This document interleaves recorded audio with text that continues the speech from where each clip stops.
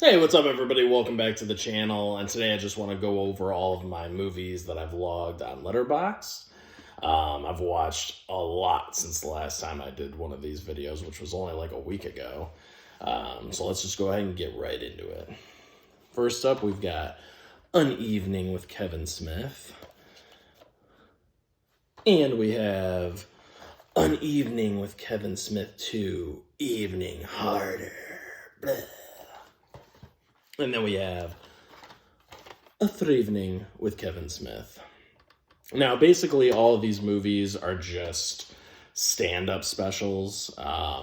In the first one, he goes to a bunch of different college campuses and just tells stories, great stories.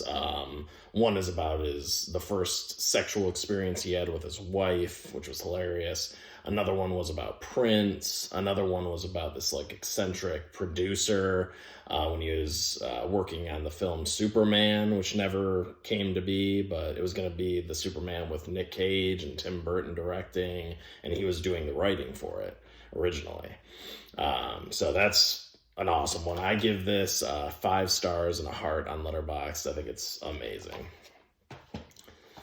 This one takes place in Toronto, Canada, and also in London, England.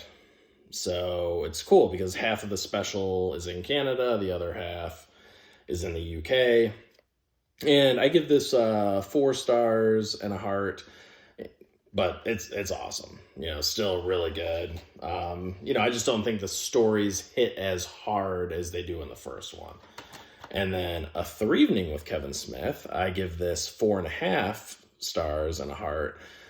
These stories seem to flow a lot better. I really like, it's basically him now as like a husband. He has a child, and it's just a lot of stories about that kind of stuff. And I don't know, I just really like it. Like I said, I think it flows well, a lot better than the second movie. But this one takes place in his hometown of Jersey. And it's so cool because, he usually brings, his buddy Jay, because it's Jay and Silent Bob.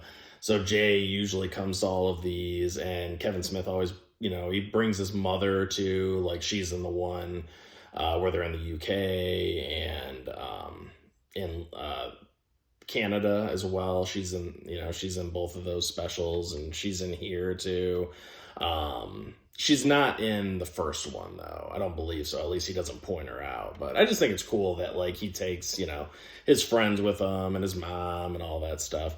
But yeah, all 3 of these specials are fantastic, especially if you're a fan of Kevin Smith's earlier work, back when he did Clerks, Mallrats, Chasing Amy, Dogma, Jay and Silent Bob Strike Back, Clerks 2, like just all those bangers. So next up we have Saint Maud. This one, so I got this for $5, so it was basically just like a rental. I didn't care for it. I thought it was pretty boring, honestly. It's a really big into the religious horror aspect. Like it's full on religious horror, which normally I enjoy, but this one, I just didn't care for this character. I couldn't get into it. I couldn't get into the writing, the story. Pretty much, it looked good, the camera work and the acting, all that stuff was great. I just couldn't get into the story or any of the characters. So, I gave it 3 stars on Letterboxd. I don't know, check it out. Maybe you'll really enjoy it. It's from the Rose Glass, the same woman who wrote and directed Love Lies Bleeding. She wrote and directed this. And I wasn't a big fan of Love Lies Bleeding either. I didn't like those characters. So I guess I'm just not a big fan of this director / writer, but, give it a shot. Maybe you'll like it. All right. So we have that one. And if you wanted to follow me on Letterboxd, I'm at Anthony's Horror, just all one word. I think I forgot to mention that in the last video, but, if you wanted to see my Letterboxd reviews and ratings and all that stuff before I do one of these videos. You can check them out there. All right, now we have The Call with Halle Berry. Yeah, this movie, man, I don't know. I'm a big fan. You got Halle Berry, Morris Chestnut, Abigail Breslin. Abigail Breslin, from Zombieland and Little Miss Sunshine. She's a great actress. Halle Berry, obviously, we all know, and Morris Chestnut, another really good actor. And this is just one of those thrillers that just never lets go. You're on the edge of your seat the entire time. Basically, this guy kidnaps Abigail Breslin's character from a parking garage, throws her in the back of a trunk. She had 2 cell phones on her, which he didn't know about.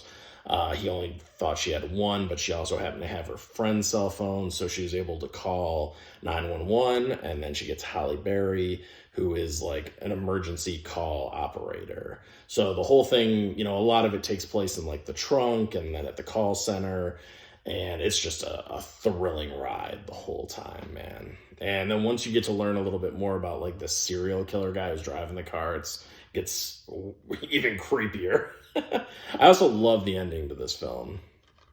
So yeah, check out The Call if you haven't seen it. I gave this 3.5 and a heart. And basically, I said this the last time, but a heart just means that it's a movie that I would own and that I would rewatch. That's how I utilize the little heart on Letterboxd, basically. Then we got Host, which this is only like an hour-long found footage horror film that takes place during COVID times. Basically, a whole group of friends get together through one of those like conference call, FaceTime things. We're gonna have a bunch of people, and you can see all their faces and communicate with each other. And they're having a seance. They bring this lady on to do a seance, and she performs it, and then of course a demon comes and instantly, just starts like killing each of them off one by one. And it's pretty much just that simple, but it's got, really like, a fantastic vibe about it. It's very like atmospheric and dark. And I think, you just want to like turn off all the lights, toss your cell phone aside. And if you allow yourself to get like immersed into the movie, then you're really gonna have a good time. I give this 3.5 and a heart. Orange County. This is such a fun coming of age story with Colin Hanks, Tom Hanks' son. And you got Jack Black, who plays this like stoner burnout character, and he plays Colin Hanks' brother. And it's basically just this movie where, Colin Hanks, his character's name is Sean. So Sean is trying to get into this college that also happens to have this professor there who is his like favorite writer, and he wants to study under that guy. So he's like a shoo-in to get into this college, which is a prestigious one as well. It's like Yale or somewhere like that. But they screw up his transcript, and basically like he gets screwed out of going to that college. So he has to try to figure out a way to get in there, and him and his girlfriend and his brother go on like this road trip to see if they can talk to like the dean of admissions and people, just try to, get into that college basically. So it's just a really like charming, small, like coming of age kind of story. And I don't know, I really dig it. I've always liked it. It came out in the early 2000s. The big winner of this film is the soundtrack. I love all of the songs in this movie.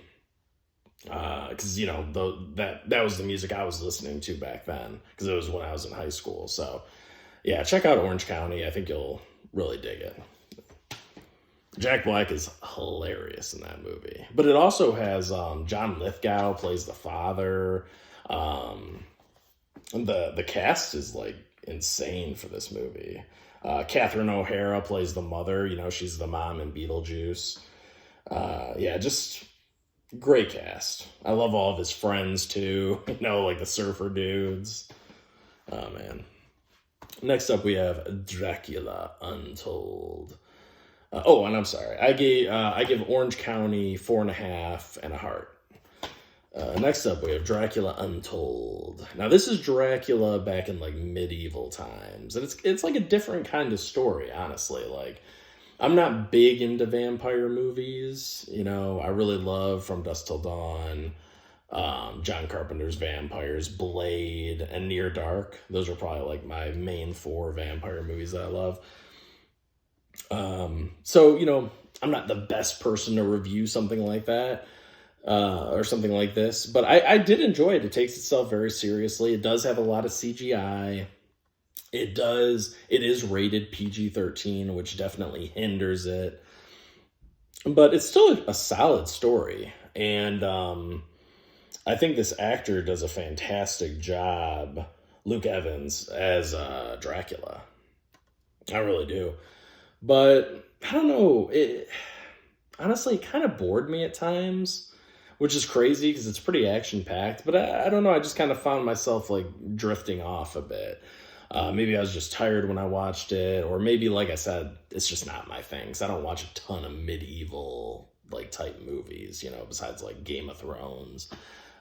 So yeah, I say give it a shot if you're really into Dracula. I gave this 3 stars. Let's see. Oh, I wanted to mention too, with The Call, the big winners for this movie, I would say the editor just killed it with this film, man. He edited it so well to keep you really on the edge of your seat. And the person that did the score, the composer, great score. Really helps. It gives the movie like this energy where it's just like fast, you know, fast pace, and just, yeah, check this one out. But I wanted to mention that. All right. Next up, we have Leatherface. Leatherface. Now, this is a film that just everybody was poo-pooing on like crazy. But I gotta tell you, I really enjoyed it. It kind of feels like in the same vein as the remake or The Beginning, kind of in that same way. You get a lot of great practical effects, practical blood effects too, which I appreciate. You got Stephen Dorff in here, you know, who played Deacon Frost in Blade, the villain, and he was also in True Detective season 3. He's great as like this asshole, like sheriff guy. He has a reason to be an asshole, you know, don't get me wrong. He definitely has a reason to be pissed, but he is like pissed throughout this entire movie, and I kind of love it. I love seeing Stephen Dorff like just like, fuck you, motherfucker, you know, like just like he's just so intense throughout. And then you get a couple of killers in here who remind me a lot of like Bonnie and Clyde, kind of, and they're just like really nasty killers too.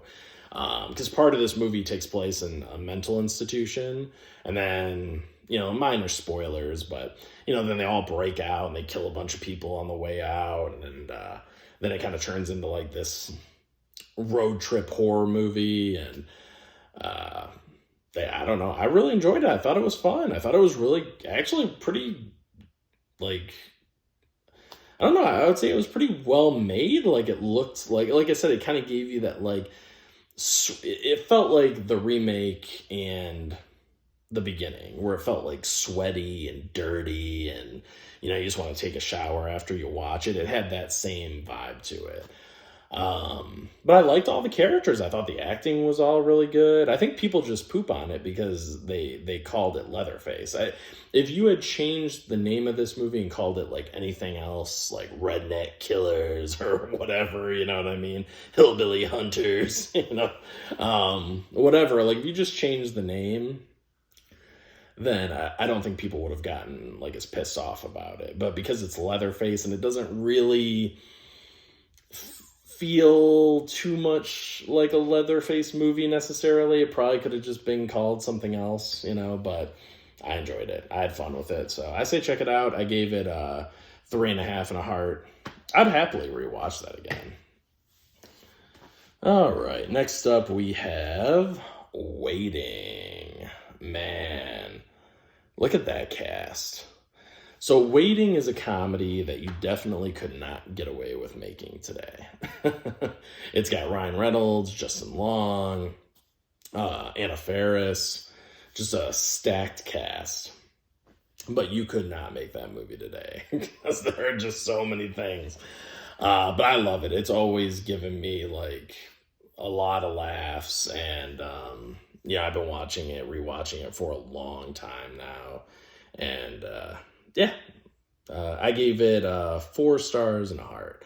I really just I think it's funny because a lot of people don't rank comedy films that high. I noticed, for whatever reason, I tend to, rate things like inside of their genre. So if something really makes me laugh in the comedy genre, and I just, I think the performances are great, and the editing and the lighting and the cinematography and all that stuff's just hitting well, the score, the soundtrack, then I'll give it a high score, But I'm not going to compare Waiting to The Shawshank Redemption. You know what I mean? I'm keeping it within the comedy genre. So just to kind of let people know that's how I rate things. So yeah, I think it will definitely make, you laugh your ass off if you're into kind of like, more crass, like darker comedies. Like not dark and just like, I don't know, it's just like raunchy comedies. Like if you like that kind of stuff, then you'll love Waiting, basically. So yeah, definitely check that one out. And then next up we have Love, Simon.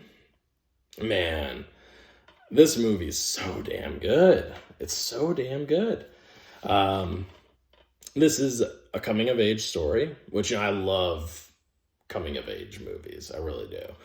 And it's about this kid named Simon who's in high school, and he's gay, but no one knows he's gay.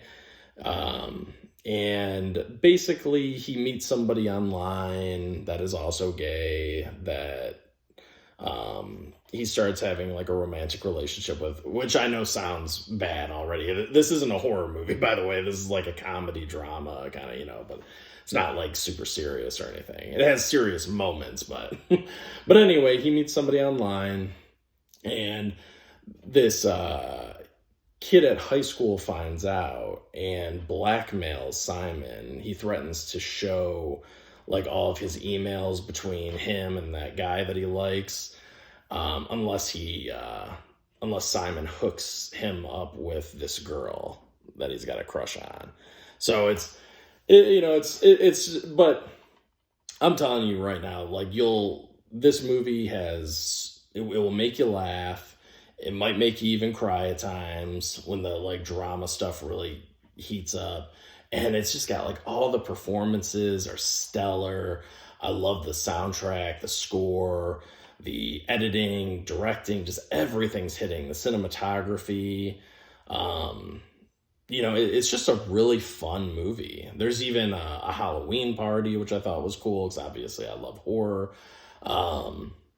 And yeah, I mean, the cast is, oh man, they're so good. Like everybody in this movie.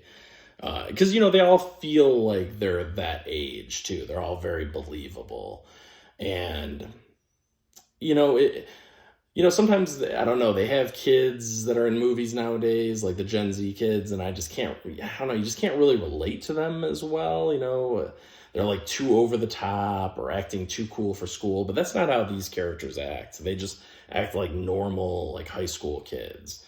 And they don't piss you off or get on your nerves too much, they're just kind of normal. So I like that. It's a very organic feeling,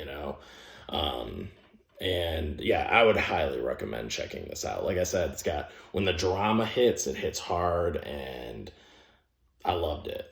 And when the comedy hits, also, it'll make you crack up at times. Like it does what it needs to do so beautifully. And it's really a like heartwarming story too. So check out Love, Simon if you haven't seen it. Let's see. Next up we've got There's Something About Mary. Great comedy. raunchy comedy could not be made today, much like Waiting. That's all I'll say about that. Oh, Love Simon. I gave Love Simon. So I gave Waiting 4 stars and a heart. Love Simon, I gave 4.5 stars and a heart. And There's Something About Mary, I gave 4 stars and a heart. You know, so because like I said, some of these are just my favorite. Like, There's Something About Mary and Waiting. You know, those are rewatches. I've watched those movies like a million times. I probably should have said that. Those weren't first time watches. I've seen those movies a million times. Yeah, I probably should have mentioned that. Leatherface was a first time watch. And Love Simon, I've seen twice now. The Call, I've seen twice now. That was a rewatch. Dracula Untold, that was a first time watch. Orange County, I've seen a bunch of times. Host, I've seen twice. Saint Maud was a first time watch. And then obviously all the Kevin Smith stand up specials, I've seen those, quite a few times as well. So, yeah, probably should have mentioned that. So I just wanted to go through and let you know. Let's see. Next up, we got to talk about The Brood. The Brood. Now this, man, I'll tell you, this was a first time watch. Let me get that out of the way first. And I gave this 4 stars and a heart. I just thought it was so damn good. I loved all the uses of like red, like the reds, the oranges, the yellows throughout the film. It has like this, color palette to it, and it's all throughout the movie. And I just thought that was so cool. The acting was all fantastic. And it really takes its time. That's the thing I love about 70s horror movies, because this came out in 1979. They take their time. Like this is definitely like a slow burn horror movie, but that doesn't mean it's boring, at least not to me. I was invested in the story and the characters the whole time. And I just love the way that it took its time, and then you would get like a kill would happen and you'd be like, whoa. And then it took its time some more, and then it would kind of explain the story, and then you get another like kill. And it's like, I don't even want to say much about this movie because I don't want to spoil it. It's kind of, I went into this completely blind, and I think you should too. Just go check out The Brood. You don't have to buy the second sight edition, but, just, watch it on demand or, whatever, get the basic Blu-ray or DVD, but definitely check out The Brood. I highly recommend it. It was amazing. Just like even the score too, like the music to it was really good. You could vibe to it, and yeah, I just really enjoyed it all the way through. But let's see. Okay, so that's all the physical releases I have. Now let's go through the ones that I don't own. Super Troopers, I watched that recently, gave that 3.5 and a heart. Still really funny. That was a rewatch. The Woodsman. Oh man. Okay. The Woodsman. Let me just show you guys. There you go. The Woodsman with Kevin Bacon and Kira Sedgwick, which is his wife in real life. So that's cool. Man, this movie, I'll tell you right now, The Woodsman. So this is very, this is a tough movie to watch, I think for a lot of people, because it's about a sex offender of children, played by Kevin Bacon, who has recently been released from prison. He served a 12-year sentence, and now, he got himself a job, got himself a place to live, like a little apartment, which also happens to be across the street from a grade school, which is really weird. But technically he was the amount of feet that you have to legally be away from it, like almost exactly to the foot, which it was the only place he could get into. So that's just what he had to take. And basically the whole time you're watching this movie, you can feel like the pressure on his character, just right from the get-go. Because there are all of these factors surrounding him. Because he's just trying to live a normal life now. He served his time. he did some things, obviously. That's why I went to prison, but um he'll kind of explain it like as it goes throughout the movie. It's bad, obviously, but you'll get to know exactly what he did. I don't want to spoil it, but just to give you, I got to give you an outline for the movie. Um but yeah, he goes to work, and there's this kind of like really annoying chick that is trying to learn more about who he is and stuff, because he kind of blew her off, and now she's like pissed. So you've got like that kind of work relationship thing, which now you keep waiting for like the hammer to fall at work, where it's like people are going to find out about him and what he did. So you have that pressure. And then there's this detective played by let me look up the cast list really quick. Played by, where is he? Uh, Yassine Bey. Yeah, he plays the detective, and he just comes into Kevin Bacon's apartment, and he just doesn't give a fuck. He's like, sit the fuck down. You know what I mean? He just tells Kevin Bacon, like, he's like, I'm watching you like 24/7, basically. There's nowhere where you go that I'm not watching you. So then you have like that. So it's basically like this noose around Kevin Bacon's character's like neck the whole time. And it just keeps getting tighter and tighter because all of these factors, plus what he did and the weight of that on his conscience too. Like there's just all these factors, and you're just waiting for like the other shoe to drop. Basically, it's so tense the entire time. I just thought the writer and the director just did such a good job of making you feel like you're just like really tense the entire time. But yeah, you also have David Alan Grier in here, who plays his boss. So he's the guy that gave him a break, gave him a job, even though he knows what he is. Eve, who plays like that like annoying lady at his job, very nosy. You got Benjamin Bratt in this. He's fantastic. He plays kind of like his best friend, kind of buddy in a way. And you got Michael Shannon, who plays the therapist, who's also incredible in this movie. So yeah, it's a dark movie, like just the subject matter of it, but you don't get films that explore that very often, especially from like the predator's point of view. Not that he's doing any of that stuff in the movie. You don't see anything or whatever, but like, because this is after he gets out of prison, but still he's a villain. I mean, he's a bad guy. He did some bad shit, so it's a weird seeing the world through his eyes. But I just thought it was a very unique story. But it's it can be difficult to watch. But I gave that, because it's just a straight drama, obviously. I gave that 4 stars and a heart, because I thought it was very well acted.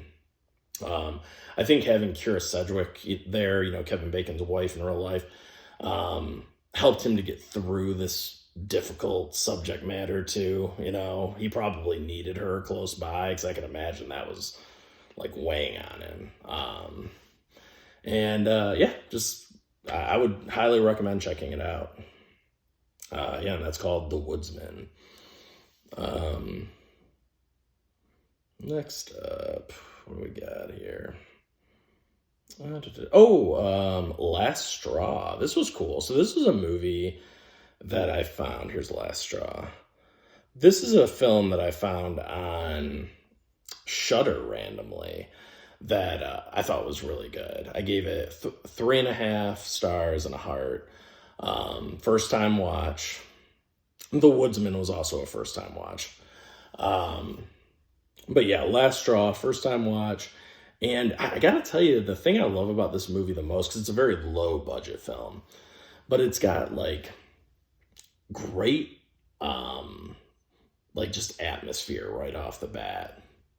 It's kind of set in like this small town, and I love all the different like filming locations too. Not that there's a ton of them, but you get a feel for where they're at. They're basically out in the middle of the sticks. And this lady, this young girl, she's probably like, 18 or something, 17, 18. And she works at a diner with her dad. Her dad owns the place, and her dad wants her to become a manager. So it's her first time being the manager there. And she pisses off one of the cooks that's there because this cook is like drinking on the job, smoking weed, doing all the shit you're not supposed to do, popping pills. So she's off to just a rough start. Then she has like these four weirdos that show up that start hassling her and all this stuff, and she has to kick them out of the restaurant.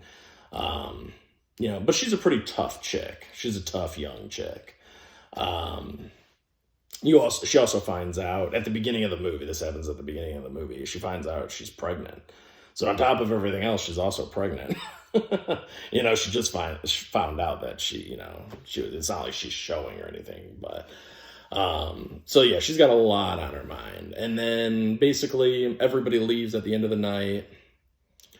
And then like these guys show up outside of the restaurant. They start messing with her, and it kind of turns into like a slasher movie, like halfway through, but you get like different perspectives of what's going on, which I think is a cool way to direct the film.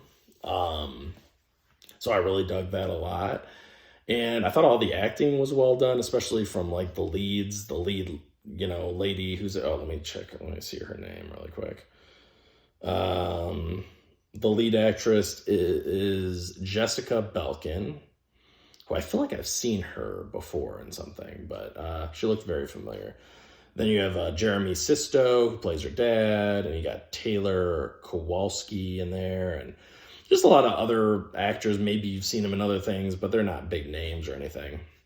But yeah, I love the score. The score was really good in this film. Kind of like had that like synthy kind of score, kind of like what they play in like The Guest or like Stranger Things, films like that. It's got that synth vibe to it. And then there's a soundtrack too, which is pretty bitchin', that I liked. That is like a punk rock chick singer, so I really dug that. So that kind of gave me vibes of like Green Room. And just the look of it too, overall, like the cinematography kind of felt like Green Room-ish, kind of gave me those vibes. But yeah, I highly recommend checking out Last Straw on Shudder. It's on Shudder. That's where I watched it. Yep, and that was cool. That was the first time watch. But I guess I'll just leave it there. I also watched Morbius for the first time. I thought that was very mid. It had some cool sequences. Some cool visuals here and there, but very heavy on the CGI, also PG-13. Kind of some of the similar problems I had with Dracula Untold, honestly, but it was okay. You can watch Morbius and just kind of like forget about it. But, I didn't think that Jared Leto was bad in it. I thought he was good. I liked his performance. It needed a little bit more edge. Yeah. Oh, I know. It's funny, too, because it's also another vampire story, like Dracula Untold. And make these vampire stories rated R, guys. Come on. I also saw Novocaine. Okay. Oh, god dang. I've seen so many movies. God, this video is going to be so long. Novocaine was awesome. My mom and I went to go see it. We had a blast.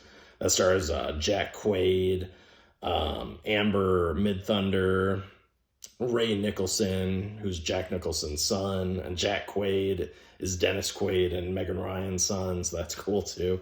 But it was a really fun, like, action, heist, revenge movie, basically. Or not revenge. I mean, no, not really revenge, but he's trying to, basically, Jack Quaid, his girlfriend gets kidnapped, and he's out to get her back, so it's one of those kind of movies. And there is like a little heist in there and stuff like that, but it's very action-packed, very bloody, very gory, rated R.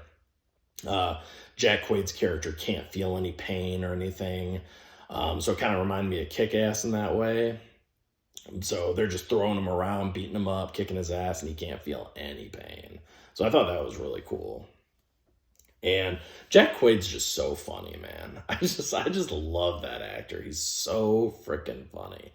So I gave that 4 stars and a heart. And Ray Nicholson was great too. He was hilarious. A very charismatic villain, and he definitely has both actors, both Jack Quaid and Ray Nicholson have like their fathers like, that like kind of Joker smile, like they both have like that sinister smile that goes like all the way up, basically. I love that. But yeah, that was a ton of fun. My mom had a great time watching that movie as well. So, and that was a recommendation from Allie. Thank you, Allie, my girlfriend. She, because I was having a run of bad luck with theater experiences. So she's like, please go see Novocaine. And I'm like, all right, I'm going to go see Novocaine. And thank God, yeah, because I did. I had a blast with it. And so did my mom. We both had a lot of fun. And that I think is out of the theaters now. I saw it like the last week it was showing at my theater, so it's probably out of there now. But definitely when it comes to physical media or on demand or whatever, check it out. And the last one I want to talk about, there's two more. Sorry, Jesus. All right, we'll talk about A Working Man, which is a Jason Statham action movie. We're going to talk about the two bad movie theater experiences I had before seeing Novocaine. So A Working Man, I gave 1.5 stars. This movie was terrible. This was fucking awful. I'm sorry if you liked it. I know some people liked it. Bob, I'm sorry, man. I know you gave it like 4 stars. But man, I fucking just could not stand this movie. Like the villains, they have the villains dressed like the biggest fucking morons in the entire world in this movie. They look ridiculous. It's just such a generic, boring ass movie, man. I mean, Jason Statham basically, I don't even think he gets like a cut on him. He is just whooping everybody's ass in this movie. Just killing everybody, whooping everybody's ass, throwing them around the room, just taking on like 10 guys at once, which, I get it, with action movies, you got to suspend disbelief, and that's fine. But this is just like, I just don't care. I don't care about any of the characters, because basically it's like, it's a revenge movie, or it's like I keep wanting to call everything a revenge movie, but it's like, he basically, this place where he works as a construction guy, the two people that own it have a daughter. Their daughter gets kidnapped, and Jason Statham gets hired on to go find her and bring her back. Okay, so that's the story. And so, he's just going around, kind of torturing people and stuff like that, trying to find out where she is, which reminded me so much of Taken. There's a lot of Taken and John Wick in this movie, definitely heavily influenced by those films, big time. But not nearly as good as Taken or any of the John Wick movies, so you might as well just watch those. But, because I didn't even think the action was that good. It was pretty boring action, because he's just whooping everybody's ass and throwing them across the room and fucking, I don't know. And for a rated R movie, I didn't think it was even that bloody or violent either. I mean, you almost could have made this PG-13, besides maybe a couple scenes. And then there's this chick in there who's one of the villains, this female villain. Oh my God, man. She was so fucking annoying. I just could not stand. I couldn't stand her voice. I couldn't stand how OP they made her. I mean, she's like 100-pound chick, and she's just, throwing people around and just all, she's dropping the F word like every 5 seconds, trying to be like badass. And it's, oh man, it was so cringy. It was really cringy. That character in particular. But yeah, I mean, just, I don't know. I don't even know what to say. I just thought it was pretty terrible, honestly. Like, it looked good. I thought, like, the cinematography was well done. Some of the action scenes were okay. Like, the third act final set piece was cool.